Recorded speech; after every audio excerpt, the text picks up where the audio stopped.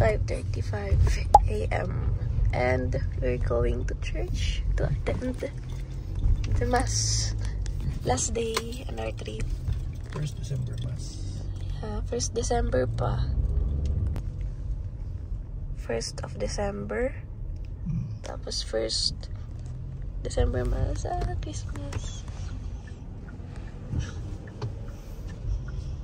Pogi ng driver. Ay, derpy pala. Naka-flanel. Welcome back. And this is the day 4 ng Baguio city trip namin.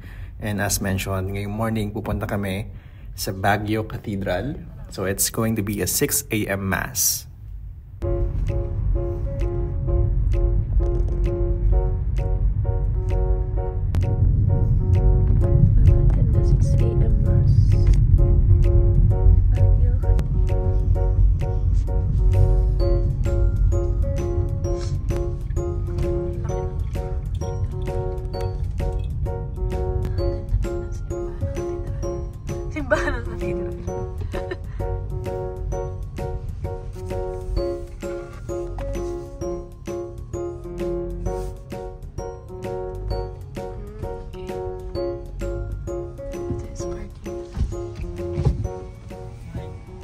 Meron na po ngayon? Magkano po ito? Okay, sige po. Since maaga pa, of course marami pang parking slots. Pero this is limited only for those attending the Mass. Otherwise, may fee. Daming parking. Huwag dyan, puno.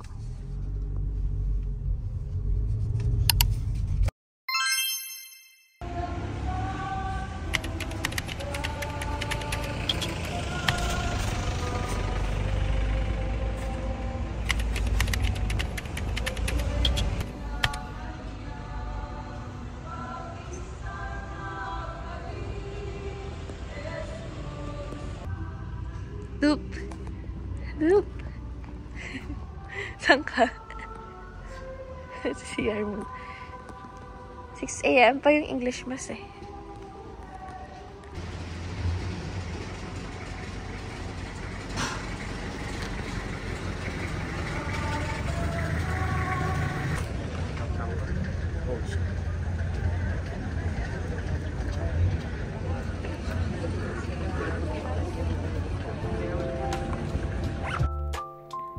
Baguio is our first ever long drive trip, and it wouldn't be complete without attending Mass to thank God for keeping us safe throughout our journey.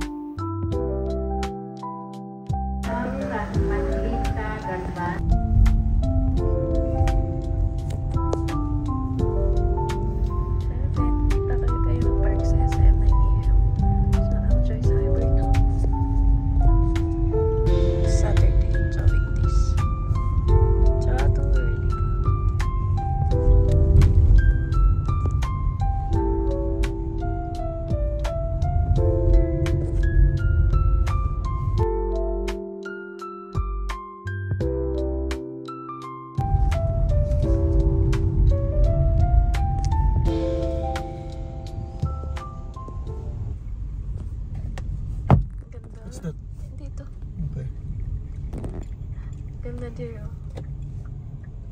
So it's Sunday morning, medyo di namin in-expect na it's around 8 a.m. wala na agad parking slot. So we had to move further away sa Burnham Park and dito kami sa Palace Hotel nakakuha ng parking slot. It's a paid parking. How much? 50 pesos? 50 pesos lang. For 3 hours. Oo, hindi naman abutin ng 3 hours. Kain lang tayo, no? After parking, naglakad-lakad kami, and then naisip namin impromptu na puntahan yung The Good Taste restaurant, so we can check kung maunti lang yung pila. And luckily, pagpunta namin doon, walang talagang pila kasi early pa. Diretso tayo agad sa loob. Mga around 7 a.m. Hindi, 8 na tayo tapos ng Mass. 8 a.m. Sa mga 8:30 na siguro. Ayan, ganyan lang konti yung tao. So ito yung menu nila. So very sulit yung prices. And with our research, ilang beses talaga nag-pop up yung Good Taste. Ang daming reviewers yung nagsasabi na you have to try this. So we did. Tapos isang fried rice with beef. Fried rice with beef. Tapos isang bird stress na yung good for 3 lang. Tapos isang siopaw tsaka isang shumai. Isang siopaw. Ano yung siopaw niyo, sir? Asado. Asado. No? Asado and then 4-piece shumai. Siopaw, sir. May gusto ka pa? Okay na po. May isang fried rice with lechon, isang fried rice with beef, isang ice small bird nest soup, isang asado at isang shumai, sir. Okay na, sir? Wala silang hotcake.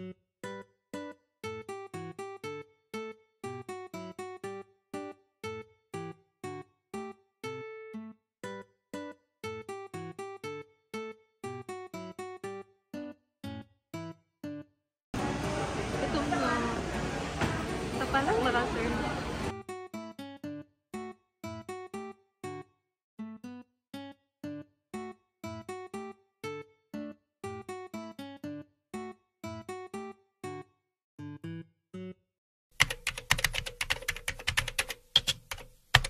So nag-start na yung pila after namin kumain. I think this is going to be lunch rush na. Dami na agad nakapila. So on the way kami para bumili ng pasalubong, and then we'll head home. So pagdating namin, ang dami agad namin nakita na common na pasalubong. So pagpasok namin, I had to say this kay Pao na let's not jump the gun and bumili agad tayo. Let's check muna, no? Pare-parehas naman yung product and look for better prices.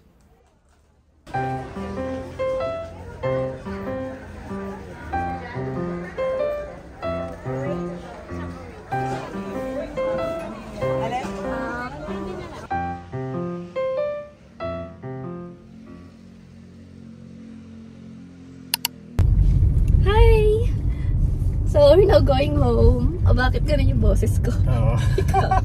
Tapos medyo ay sunog-sunog pa ako. Ang in-expect natin malamig. Well, malamig naman sa Atok. Nasunod din tayo sa Atok. Oo, dito sa Baguio City. Okay, malamig. Malamig, laging maulap. Walang araw. Pero sa Atok, since malapit sa Malapit sa araw. sunog, oh. Anyways, pabalik na tayo. So, dito tayo sa city, and then Manila, and then Batangas. Yeah, and as per Google Map, it will take 4 to 45 minutes. 4 to 5 hours. 4 to 5 hours.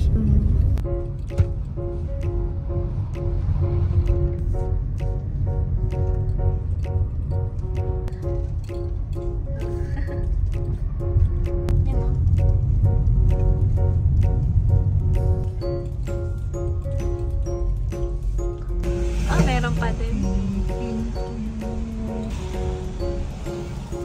Ayan, said. Bye-bye na. Sabi mo. Bye-bye. Bye-bye, David. Sign it. Bye. Lion's head. Lion's head. Funny ko. Nang stop. Okay. Pero mabilis na mag-a-adjust. Kailangan mahaba-haba muna tayo. Okay. Galing-galing ni Kiyo. Abot dito.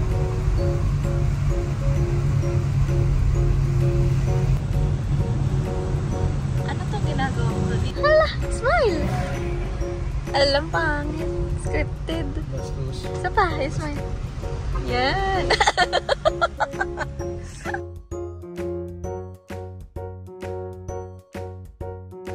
Isa pa. Smile. Yan. Okay. Ay, ito yung nagpa-picture kanina. Silang dalawa. May gusto kong bilhin. Ay, may kulay ito. Yun, ang ganda. Ba't nandito siya naliligo? Bibili ka? Sa'yo, tira mo. Ay, guys, sibuyas lang yun eh. Gusto mo ba? Po. Yan. Dun, papunta natin, doon tayo dumaan sa taas. Kaso, since loose pa yung mga bato, hindi natin kinayang makadaan. Wala ta time daw.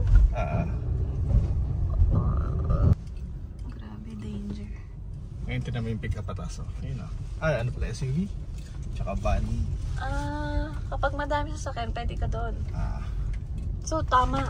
Kaso hindi kaya ng Hiki yun doon. Ngayon kaya na. Kasi napipina nila yung ano eh. Kahapon loose. Kasi kakalagay lang doon ng bato. Nakakata. Pero ito yung only one na mahirap. Ito lang. May ka ba? Konti. Yun, nakalusot din. Bye-bye! Gacha. Ay, ligo! Madulas eh.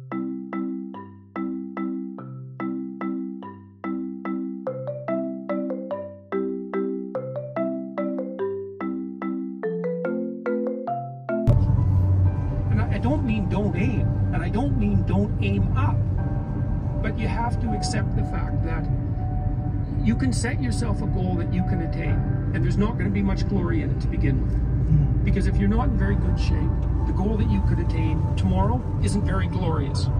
But it's a hell of a lot better than nothing, and it beats the hell out of bitterness, and it's way better than blaming someone else. It's way less dangerous. And you could do it.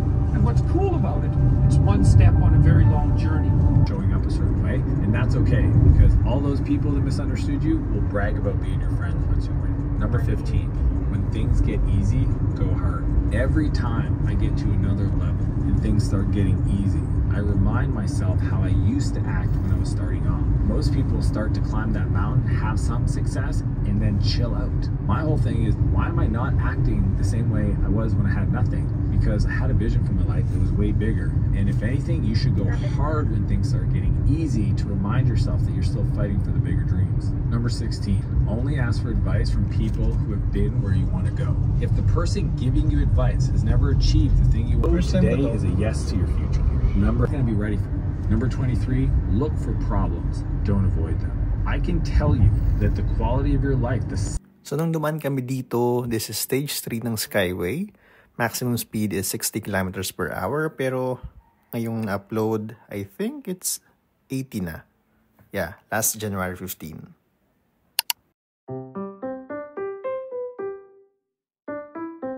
$56. Diyan tayo, di pa ako naapak, Dopi.